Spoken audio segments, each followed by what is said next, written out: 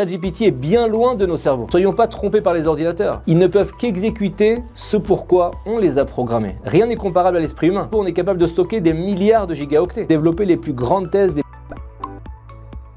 La Torah nous parle du Korban Ola, l'offrande expiatoire. C'est marqué Venitach Ota Lintachea. Les Kohanim, les grands prêtres, devaient en fait la dépecer par quartier, ils découpaient l'animal membre par membre et la Mishnah nous raconte que les Kohanim étaient alignés en procession, chacun dans un ordre bien précis comme pour une parade militaire si vous voulez, pour apporter dans le sanctuaire les différentes parties de l'offrande. L'objectif du Korban Ola, de cette offrande donc, c'était d'exprimer notre gratitude envers Dieu pour chaque partie de notre corps. Donc chacun portait un membre de l'animal comme pour dire Dieu, je te suis reconnaissant pour mes 2 bras, je devrais normalement les sacrifier pour te le prouver. Parce que oui, quand quelqu'un te donne des bras depuis 40 ans, tu les utilises chaque jour avec bonheur, à un moment, il faudrait peut-être être reconnaissant et lui rendre. Mais Hachem, dans sa grande montée, nous dit, d'une certaine façon, ne vous faites aucun mal, ne coupez rien, vivez heureux, gardez tous vos membres jusqu'à 120 ans, faites-moi juste une offrande régulièrement pour vous rafraîchir la mémoire sur l'importance de ce que je vous donne. Et quelle est la première partie du corps de l'animal? La tête. Le premier Kohen en ligne dans la procession portait la tête. Et ça, c'est la leçon capitale du Korban. Notre tête, c'est la chose numéro 1 pour laquelle on doit remercier Hachem. La tête, c'est notre esprit, nos sentiments, notre intelligence, notre capacité de réflexion, notre identité. Et le problème, c'est qu'on part du principe que notre capacité de réflexion est inhérente, que c'est à nous, c'est notre identité propre, ça n'a pas pu nous être donné. Regardez, examinons ensemble les bénédictions contenues dans la Hamida, la prière juive centrale qu'on récite 3 fois par jour, c'est très intéressant. Elle commence directement par des supplications dans lesquelles on implore Dieu, par exemple, Ashivenu avinu le Toratecha, fais-nous revenir à ta Torah. Selach lanu, pardonne-nous. Refaenu, guéris-nous. Par contre, il y a une bénédiction qui ne commence pas par une supplication mais par une proclamation, comme un axiome de base. C'est celle où on demande à Dieu l'intelligence. Avant de la demander, on dit Atahonen la Adam Da'at. C'est toi qui donnes les diverses formes d'intelligence à l'homme. Et bien entendu, les mots de la prière n'ont pas été écrits aléatoirement par ChatGPT, mais par les Anshe Knesset Agdola, les sages de la grande assemblée. Chaque mot était pesé,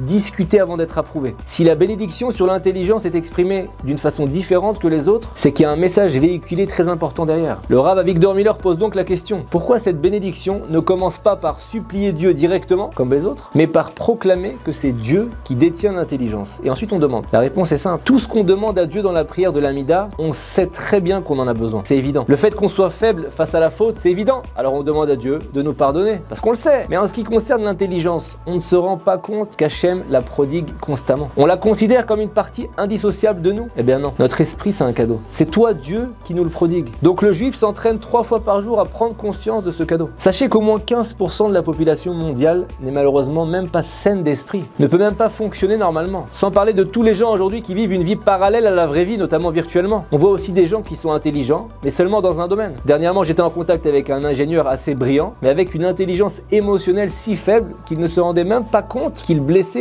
tous les gens qu'il rencontrait. Le Rav Miller raconte qu'un jour il a rencontré un hypocondriaque. Il réussissait très bien dans sa vie, mais il était malheureux parce qu'il pensait souffrir d'une maladie. Ça le hantait. Le Rav a téléphoné à son médecin et son médecin lui a dit « Mon patient va très très bien, mais juste il est hypocondriaque ». Et alors qu'il avait tout pour lui, cette simple maladie mentale a fait que sa femme l'a quitté, ses enfants se sont éloignés de lui. Quand on possède une santé mentale normale, on doit déjà l'apprécier. C'est pas donné à tout le monde, c'est un cadeau de Dieu en soi. Pour commencer, on doit dire merci Hachem de m'avoir différencié de l'animal, pouvoir fonctionner normalement dans ce monde car sans toi, je pourrais même pas lever le petit doigt. Il y a un livre incontournable qui s'appelle Chovot Alevavot, en français les devoirs du cœur. Et au chapitre Cheshbon Hanefesh, le Rav liste les 30 sujets à méditer pour remplir notre obligation en tant que serviteur de Dieu. Et le 3e sujet le plus important de la liste, c'est la nécessité de prendre conscience de l'intelligence qu'Hachem nous a confiée. Si on veut servir Dieu, on doit passer du temps à réfléchir à ce cadeau. La vie entière suffirait-elle pour remercier le Créateur d'avoir une bonne santé mentale, une intelligence minimum? Et maintenant qu'on est tous conscients d'avoir un esprit, il faut l'utiliser. On va pas se satisfaire de pas être lunatique ou d'avoir une intelligence ordinaire. Imaginez que vous ayez un oncle très riche, il veut nous offrir un cadeau. Il est prêt à dépenser une fortune. Il va à l'université de Harvard et il découvre un cerveau virtuel connecté à ChatGPT capable de fournir des réponses en quelques secondes sur tous les sujets du monde, traiter des milliers de données en parallèle, les analyser, les résumer. Cet oncle veut vous l'offrir et le connecter à votre cerveau. L'université lui cède le cerveau pour 4 milliards de dollars. Votre oncle vous apprécie beaucoup. Pour vous le livrer au vu du bijou que c'est, il doit être protégé, il il loue un camion spécial, il obtient une licence exclusive du département des autoroutes puisque le camion est particulier, il a des pneus aussi énormes qu'un tank, il fait démonter les ponts de la ville pour qu'il puisse passer, le grand jour arrive, l'énorme camion est devant chez vous, le trottoir est cassé par l'engin et son poids et le cerveau virtuel se connecte à vous. Vous n'avez jamais été aussi bon de votre vie en mathématiques, en réflexion, en culture générale et quelques mois après le tonton veut avoir des nouvelles,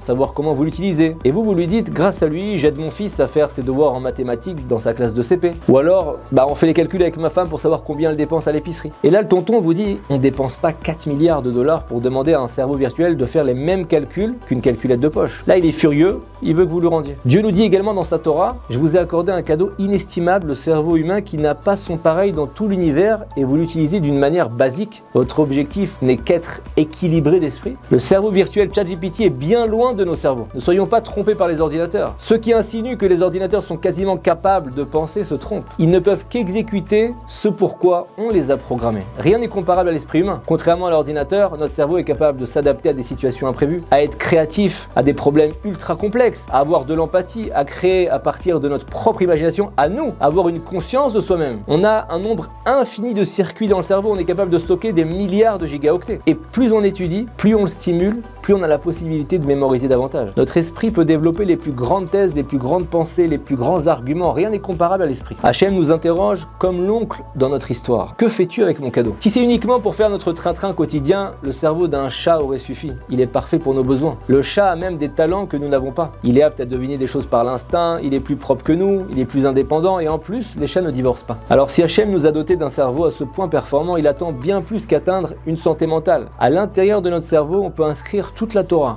le Talmud, le Chumash, toute la sagesse divine. Tout le monde en est capable. Pourquoi gâcher son temps à papoter, à rendre visite pour rien à Pierre-Paul Jacques, à gâcher ses soirées? Écoutons et répétons la plus grande science existante. Faisons l'acquisition d'un esprit Torah en réfléchissant à des logiques, des réflexions qui vont nous transformer. À partir de maintenant donc, soyez conscients que cet esprit nous a été offert, premièrement. Soyons remplis de gratitude envers Dieu d'avoir une bonne santé mentale, deuxièmement. Mais troisièmement, activons-nous surtout à l'utiliser, le stimuler, en se remplissant de Torah et de crainte du ciel. On doit préserver ce cadeau car c'est notre billet d'entrée pour le monde futur. Le roi Salomon l'enseigne dans Michelet, il dit comme ça: Mikol Mishmar Netzor Lipra, qui mimenu Totsaot Chaim. Plus que tout, il dit le roi Salomon, gardez votre esprit car les résultats de la vie viennent de là-bas. Le genre d'esprit qu'on a détermine notre bonheur et dans ce monde et dans le monde à venir. Rien n'est plus précieux que protéger son esprit.